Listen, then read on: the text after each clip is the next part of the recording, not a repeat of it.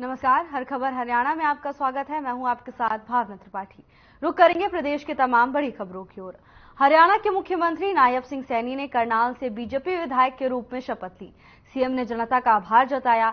इस दौरान मुख्यमंत्री नायब सिंह सैनी ने कहा कि करनाल की इस बात पर मुहर लगाई है कि अक्टूबर में होने वाले विधानसभा चुनाव में बीजेपी प्रधानमंत्री मोदी के नेतृत्व में तीसरी बार हरियाणा में बहुत बड़े बहुमत के साथ परचम लहराएगी।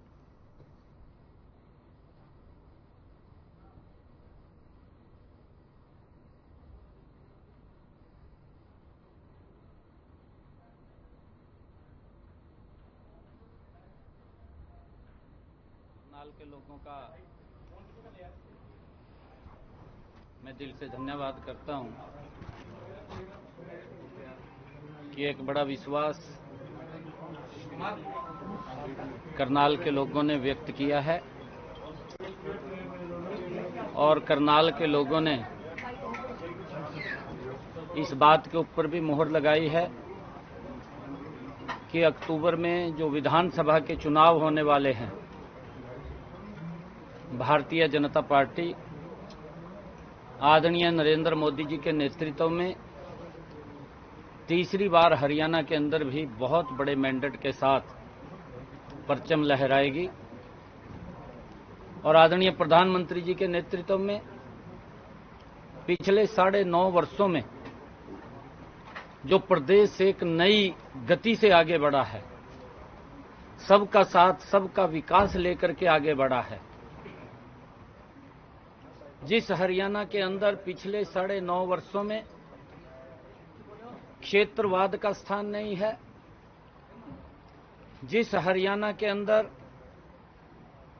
पिछले 9.5 वर्षों में जो नौकरियों के अंदर भ्रष्टाचार होता था उसका स्थान दिखाई नहीं दिया है, पिछले 9.5 वर्षों में गरीब व्यक्ति तक योजनाबद्ध तरीके से मोदी जी के नेतृत्व में उस तक लाभ पहुंचाने का काम किया है। उसी गति से आगे भी आदरणीय नरेंद्र मोदी जी के नेतृत्व में हरियाणा को आगे ले जाने का काम किया जाएगा। गरीब व्यक्ति तक वो सब सुविधाएं योजनाबद्ध तरीके से जो आदरणीय प्रधानमंत्री जी ने, चाहे प्रधानमंत्री आवास योजना है, क्योंकि पिछला जो बजट था आदरणीय प्रधानमंत्री जी ने आवास योजना का बजट को 3 गुना ज्यादा बढ़ाने का कार्य किया था और उस बजट के तहत हमारे हरियाणा प्रदेश के अंदर भी एक भी सर ऐसा न रहे जिसके सर के ऊपर छत ना हो। ये जिम्मेवारी हमारी डबल इंजन सरकार की है। एक योजनाबद्ध तरीके से गरीब व्यक्ति तक वो लाभ पहुंचे, उसकी व्यवस्था हमारी सरकार करेगी। मैंने ये बात कही है कि कांग्रेस ने कहीं पर एक झूठ नहीं बोला, कांग्रेस ने एक झूठ नहीं बोला, झूठ के ऊपर झूठ बोला है। कांग्रेस ने यह भी झूठ बोला है कि संविधान को खत्म कर देंगे, कांग्रेस ने यह भी झूठ बोला है एक झटके में गरीबी को समाप्त कर देंगे, प्रलोभन भी दिए हैं, आरक्षण को खत्म कर देंगे।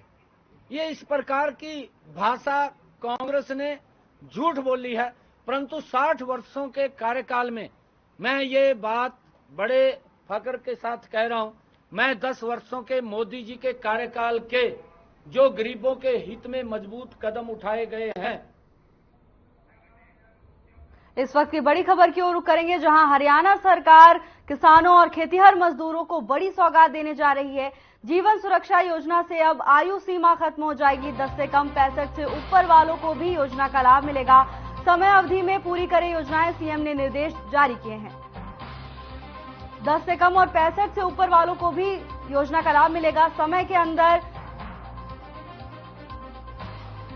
हरियाणा सरकार का बड़ा फैसला सामने आया है। किसानों और खेतीहर मजदूरों को हरियाणा सरकार बड़ी सौगात देने जा रही है। आपको बता दें, जीवन सुरक्षा योजना से अब आयु सीमा खत्म होगी। 10 से कम और 65 से ऊपर वाले लोग भी अब योजना का लाभ उठा सकते हैं। इसके साथ ही सीएम ने समय के अंदर सभी काम पूरे करने के निर्देश जारी किए हैं। किसानों और खेतीहर मजदूरों को हरियाणा सरकार बड़ी सौगात देने जा रही है। जीवन सुरक्षा योजना से अब आयु सीमा खत्म हो जाएगी। 10 से कम और 65 से ऊपर वालों को भी योजना का लाभ मिलेगा। समय अवधि के अंदर ही परियोजनाओं को पूरा करने के निर्देश दिए हैं।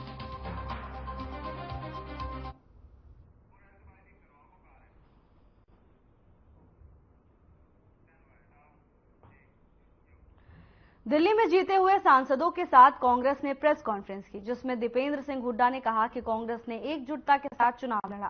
साथ ही प्रदेश में कांग्रेस ने बेहतर प्रदर्शन भी किया। इसके साथ ही उन्होंने कहा कि प्रदेश में बीजेपी और कांग्रेस का मुकाबला था। बीजेपी का 12% वोट गिरा और कांग्रेस का 18% वोट बढ़ा है। साथ ही उन्होंने कहा कि हम सारी विधानसभाएं जाएंगे और विधानसभा चुनाव भारी बहुमत से जीतेंगे। वहीं दीपेंद्र हुड्डा ने रोहतक की जनता का आभार जताया। बहुत अच्छे मार्जिन से जीते हैं और बहुत अच्छा हरियाणा के लोगों ने चुनाव लड़ा। सारे हरियाणा के लोगों को पार्टी जो तो पूरा धन्यवाद भी करते हैं और बूथ मैनेजमेंट बहुत अच्छी रही है हमारी। और जो हमारा वोट परसेंट है पिछली बार 28% था, वो बढ़कर 47 से मतलब 48% के करीब हो गया। 20% के करीब वोट उसमें हमारा इजाफा है और जो मेजोरिटी में असेंबलीज में भी हमारी लीड आई है।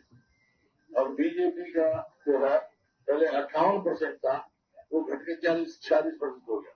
12% के करीब उनका मुंह है।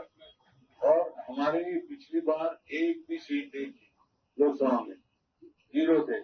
हम 0 से 5 मामलों में 10 से 5 आ गई। अपनी कड़ी जिस प्रकार से भारत जोड़ो यात्रा में उनको निशाने पे भी लिया गया पूरे सत्ता दल और मीडिया के बड़े सेक्शंस द्वारा, लेकिन फिर भी वो अपनी विचारधारा के प्रति जिस प्रकार से उन्होंने संघर्ष किया तो देश में इंडिया गठबंधन को उसका लाभ हुआ है। और देशवासियों ने निश्चित तौर से देश के संविधान को बचाने के लिए, देश के प्रजातंत्र को बचाने के लिए, मजबूत करने के लिए और देश के प्रजातंत्र में संतुलन लाने का काम किया है। तो देशवासी बधाई के पात्र है। प्रजातंत्र, देश का प्रजातंत्र, मैं ये कहना चाहूंगा कि प्रजातंत्र की जड़, ये नतीजा प्रजातंत्र को मजबूत करने वाला नतीजा साबित हुआ है। और ये जो सारे गलत फैसले जिसमें अग्निवीर भी, इन फैसलों पे हम लोग, हमारा ये प्रयास रहेगा ये फैसले वापस करने के लिए आप जो अपनी भूमिका निभा सकेंगे। और ये चुनाव सीधा भारतीय जनता पार्टी 79 विधानसभा में किया था। कांग्रेस पार्टी सिर्फ 10 विधानसभा में थी और 1 विधानसभा में जेजेपी थी। जाकर 46 विधानसभाओं में हमने लीड किया है, जीत गए। तो इसलिए आने वाले चुनाव में कांग्रेस पार्टी, मैं समझता हूँ कि कम से कम 70+ सीटें हम आगे अर्जित करेंगे। उसका मंथन करके सीधा सा टारगेट है कि अब असेंबली का चुनाव है, असेंबली में बीजेपी को धराशायी करें। बिना संगठन के कार्यकर्ताओं से ये चुनाव अब आप बगैर संगठन के थोड़ी ही चुनाव लड़ गए। इतनी बड़ी जो हासिल की है, तो हमारे सब जगह हमारे जो प्रभार लगे हुए, ब्लॉक प्रभार लगे हुए, जिनकी आप सेवन हो जाएगा। बहादुरगढ़ नगर परिषद के पूर्व प्रधान और बीजेपी नेता अशोक गुप्ता को जान से मारने की धमकी मिलने का मामला सामने आया है। बताया जा रहा है कि अशोक गुप्ता को व्हाट्सएप कॉल के जरिए ये धमकी मिली है और गैंगस्टर कपिल सांगवान उर्फ नंदू का नाम लेकर 2 करोड़ रुपए की प्रोटेक्ट मनी की डिमांड की गई है और पैसे नहीं मिलने पर उन्हें इनेलो प्रदेश अध्यक्ष नफे सिंह राठी की तरह जान से मारने की धमकी दी गई। बता दें कि अशोक गुप्ता बहादुरगढ़ के गणपति धाम औद्योगिक एरिया में प्रॉपर्टी डीलिंग का काम करते हैं। उन्होंने दिल्ली के पश्चिम विहार थाने में इस धमकी भरे फोन कॉल की शिकायत दर्ज की है।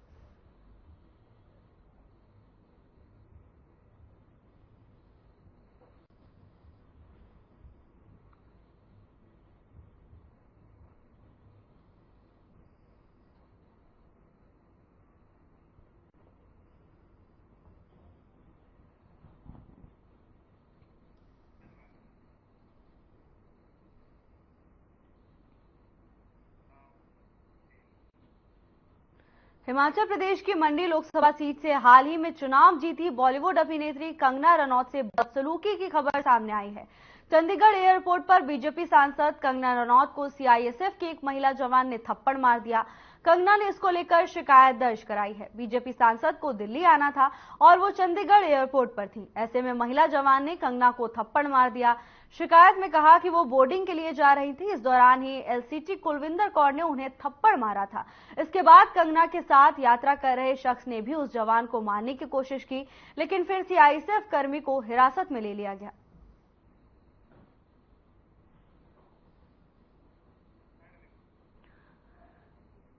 चंडीगढ़ एयरपोर्ट पर सुरक्षाकर्मी ने कंगना रनौत को थप्पड़ मारा, जिसके बाद सियासी गलियारों में हड़कंप मच गया है। चंडीगढ़ एयरपोर्ट पर कंगना रनौत के साथ बदसलूकी हुई, जिसको लेकर अब मामला दर्ज कर आगे की कार्रवाई की जा रही है।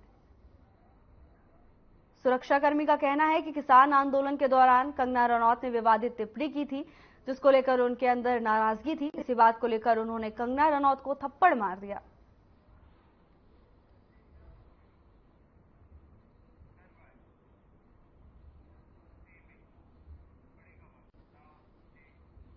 इस वक्त की बड़ी खबर की ओर रुख करेंगे, जहां सांसद मनोहर लाल का कंगना पर बयान सामने आया है। उन्होंने कहा कि कंगना को थप्पड़ मारा जाना बहुत दुर्भाग्यपूर्ण है। सुरक्षा एजेंसी का काम होता है सुरक्षा करना। इसके साथ ही उन्होंने कहा कि लोकतांत्रिक तरीके से सब अपनी बात रखते हैं। सिक्योरिटी के नाते से उनको ये शोभा नहीं देता। इस वक्त की बड़ी खबर, जहां कंगना को थप्पड़ मारने को लेकर अब सियासी गलियारों में लगातार हड़कंप मच रहा है। को लेकर सांसद मनोहर लाल का बयान सामने आया है। उन्होंने कहा कि एक सिक्योरिटी के नाते उन्हें ये शोभा नहीं देता, अपनी बात को रखने का एक तरीका होता है। चंडीगढ़ एयरपोर्ट पर कंगना को थप्पड़ मारे जाने को लेकर सांसद मनोहर लाल का बयान सामने आया है। उन्होंने कहा है कि सुरक्षा एजेंसी का काम सुरक्षा करना होता है। अगर उनके अंदर किसी बात की नाराजगी थी तो लोकतांत्रिक तरीके से उन्हें अपनी बात रखनी चाहिए थी। चंडीगढ़ एयरपोर्ट पर कंगना को थप्पड़ मारा गया, जिसे सांसद मनोहर लाल ने दुर्भाग्यपूर्ण करार दिया है। उन्होंने कहा कि लोकतांत्रिक तरीके से सब अपनी बात रखते हैं। सिक्योरिटी के नाते उनको ये शोभा नहीं देता।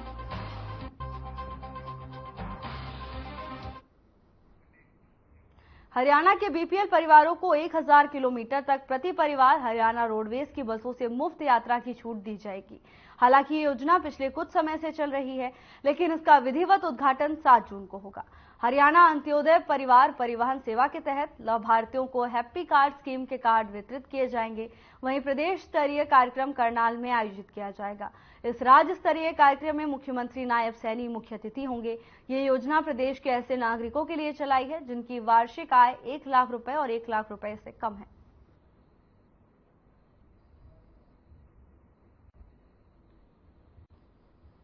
मैं आपको अवगत कराना चाहता हूं कि हरियाणा सरकार ने हरियाणा अंत्योदय परिवार परिवहन सेवा, जिसको हम हैप्पी कार्ड स्कीम भी कहते हैं, वो स्टार्ट तो लगभग 2-3 महीने पहले ही कर दी थी हमने, जिसमें बीपीएल परिवारों को 1000 किलोमीटर तक की मुफ्त यात्रा उपलब्ध कराई जाएगी इस कार्ड के माध्यम से।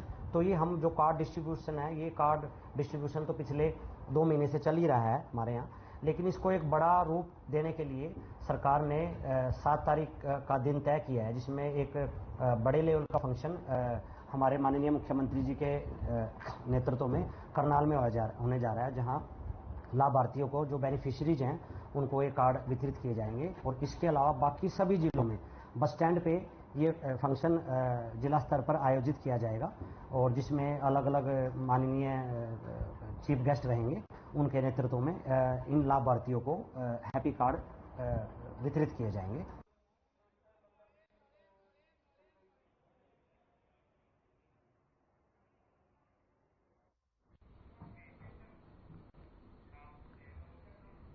गुरुग्राम पुलिस की क्राइम यूनिट सिकंदरपुर ने हत्या के मामले में फरार चल रहे 5000 रुपए के नामी बदमाश को गिरफ्तार करने में सफलता हासिल की।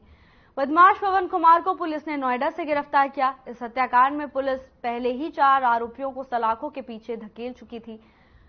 हत्या की वारदात सोहना के गांव दमदमा में 10 नवंबर 2022 को घटित हुई। एसपी क्राइम वरुण दहिया ने बताया कि सोहना के सदर थाना पुलिस को गांव दमदमा में लड़ाई झगड़े के दौरान लगी चोटों के चलते अर्जुन नाम के युवक की मृत्यु होने की सूचना मिली थी। सूचना पाकर थाना सदर सोहाना की पुलिस टीम अस्पताल पहुंची, जहां पर मृतक के भाई ने शिकायत दी कि कुछ युवकों ने लाठी डंडों, रॉड पत्थर से उसके भाई पर हमला कर दिया। मारपीट के दौरान लगी चोटों के कारण उसके भाई की भी मृत्यु हो गई। इस शिकायत पर थाना सदर सोहना में हत्या का मामला दर्ज कर हत्यारों की तलाश शुरू कर दी गई है।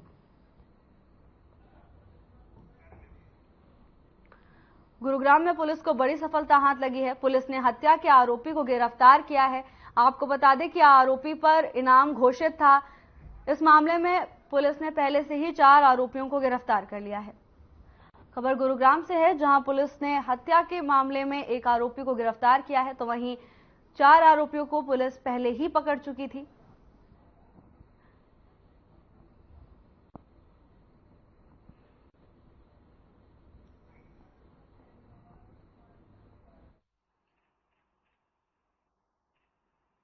ये वर्ष 2022 की घटनाक्रम है, जिसमें गांव दमदमा सदर सोना पुलिस स्टेशन के अंतर्गत एक जो गांव आता है दमदमा, वहां की एक वारदात है। इसमें 5 व्यक्तियों ने मिलकर वहीं के गांव के एक लड़का जिसका नाम अर्जुन निवासी दमदमा, उम्र 27 साल थी, आपसी रंजिश रखते हुए उसके साथ लड़ाई झगड़ा करते हुए काफी चोट मार दी थी, जिसके चलते उन चोटों के चलते उसकी मृत्यु हो गई थी। तो बेसिकली उसकी हत्या कर दी गई थी उस दौरान। 10 नवंबर 2022 की यह घटनाक्रम है। 4 आरोपियों को काबू करा जा चुका है, अरेस्ट करा जा चुका है, और एक अन्य आरोपी पवन, जो कि दमदमा का ही निवासी था, वो काफी 2 साल से एब्सकॉन्डेड था। उसके ऊपर 5,000 रुपए का पुलिस ने इनाम भी रखा हुआ था। उसको पकड़ने में सफलता प्राप्त करी है।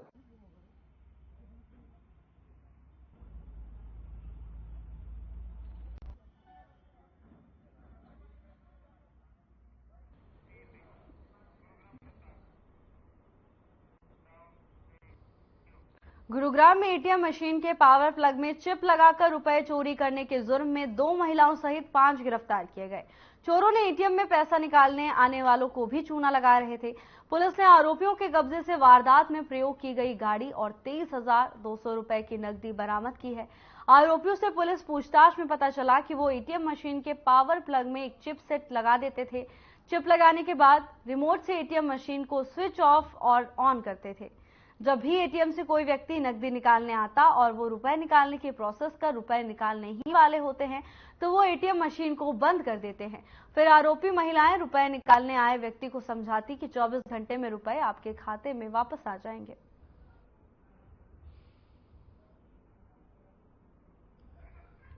खबर गुरुग्राम से है, जहां पुलिस ने आरोपियों को गिरफ्तार किया है। आपको बता दें कि ये आरोपी एटीएम के पावर प्लग में चिप लगाकर ठगी का काम करते थे।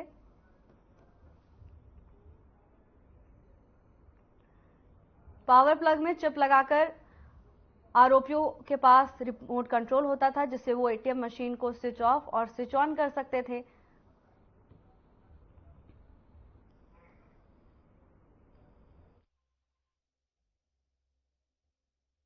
ये एक जानकारी हमारे police station sector 10A Gurgaon के पास एक प्राप्त हुई थी, जिसमें जो कंसर्न बैंक था एक्सिस बैंक, उनके मैनेजर ने एक शिकायत दर्ज कराई थी कि सेक्टर 10 में एक्सिस बैंक का एक एटीएम है, उस एटीएम से कुछ छेड़खानी करके और कुछ पैसे चोरी करे गए हैं।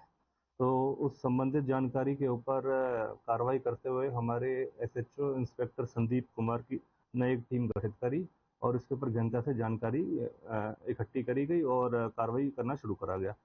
उस दौरान जानकारी जब इकट्ठी करी गई तो पता चला कि 2 और 3 जून के इंटरवीनिंग नाइट के दौरान एक्सिस बैंक का जो एटीएम सेक्टर 10A के अंदर स्थित है, जो पुलिस स्टेशन के अंतर्गत आता है, उसमें कुछ लोगों ने उस एटीएम मशीन के साथ छेड़खानी करते हुए उसमें से कुछ पैसे चुरा लिए हैं और ये एक अलग ही तरीके का मॉडस ऑपरेंडी अपनाया गया है इन चोरों द्वारा।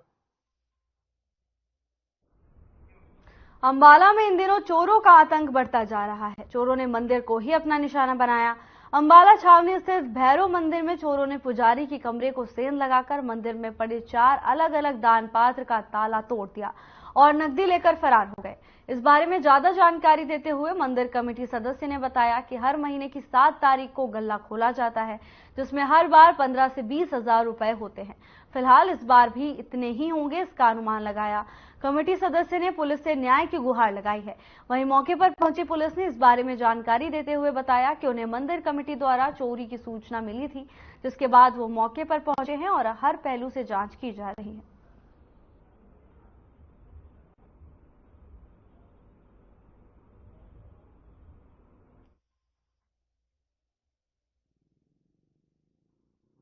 मंदिर के हम कार्यकर्ता हैं।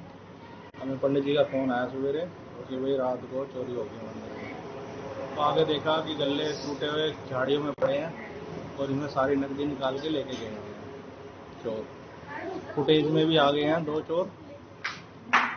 अभी कार्रवाई पुलिस को दे दी है कार्रवाई के लिए, कंप्लेंट। आगे जैसा भी होएगा देखते हैं। सर कितना को कैश था इस गल्लों में? कैश हम पूरे महीने का होता है। 7 तारीख को गल्ले खुलते हैं तो 15 से 20 हज़ार रुपये के करीब होता है महीने का।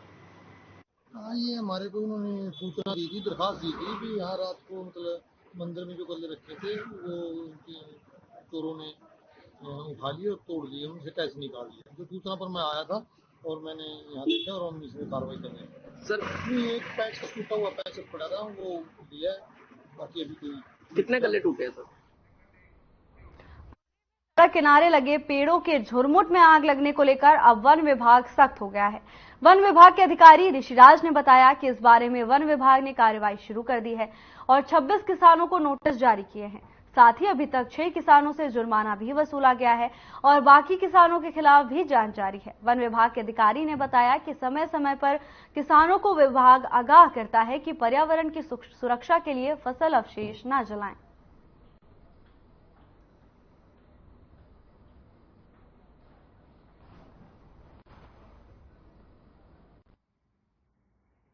यह कहना सही है कि इस साल जो खेत के साथ सड़क है हमारी, तो खेतों में फसल अवशेषों को जलाने के लिए किसानों द्वारा काफी आग लगाई गई है। अब की बार तो बाकी वर्षों से ज्यादा आग लगी है। कुछ गर्मी भी इस साल ज्यादा थी, टेम्परेचर ज्यादा होने से, तेज हवा से वो आग जल्दी ही सड़क किनारे पे